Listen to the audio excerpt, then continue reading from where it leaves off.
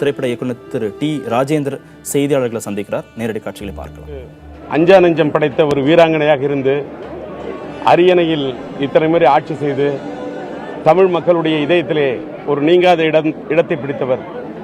அறிமுகமானது என்னவோ வெந்நீர் ஆடை, ஆனால் மக்களுடைய அன்பு நெஞ்சங்களிலே அவர் கொண்டு விட்டார் மேடை என்று சொல்லக்கூடிய அளவுக்கு, இந்த அளவுக்கு தமிழக மக்களுடைய மனதிலே நீங்காத இடத்தை பிடித்த அவர் பொன்மன செம்மல் புரட்சி நடிகர் புரட்சி தலைவர் மக்கள் திலகம் எம்ஜிஆர் அவர்கள் தாங்கிய அண்ணா திராவிட முன்னேற்ற கழகம் என்ற அந்த தீபத்தை அவர் கரங்களால் இவர் கரத்தில் கொடுத்த அந்த தீபத்தை தாங்கி பிடித்த ஏற்றமிகு ரூபமாக இத்தனை ஆண்டுகள் இருந்து இந்த மக்களுக்காக உழைத்து தமிழ் மக்களுக்காக தமிழ் இனத்துக்காக குரல் கொடுத்து, குறிப்பாக காவிரி நீர் பிரச்சனையில் உச்சநீதிமன்றம் வரை சென்று தன்னுடைய உரக்க குரலை கொடுத்து தமிழ்நாட்டின் உரிமையை விட்டுத்தராமல் போராடிய, காவிரியை பெற்றுத்தர போராடிய ஒரு கலைத்தாக இருந்த அவர் இப்படி இன்றைக்கு இவ்வளவு சீக்கிரமாக இந்த தமிழ் மக்களை மறந்துவிட்டு செல்வார் என்று யாரும் எண்ணி பார்க்கவே இல்லை.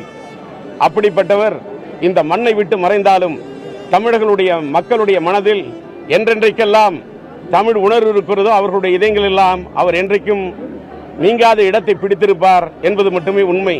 இல்லை என்றால் புரட்சி தலைவர் எம்ஜிஆர் அவர்கள் கொடுத்த, அவருக்கு பின்னால் இத்தனை ஆண்டு காலம் ஒரு அண்ணா திராவிட முன்னேற்ற கழகத்தை எந்த நெஞ்சுரமும் எப்படிப்பட்ட ஒரு வீராங்கனையாக இருந்திருந்தால் அப்படி ஒரு இயக்கத்தை அவரால் நடத்தியிருக்க முடியும் என்பதை இந்த நாடு எண்ணி பார்க்கிறது.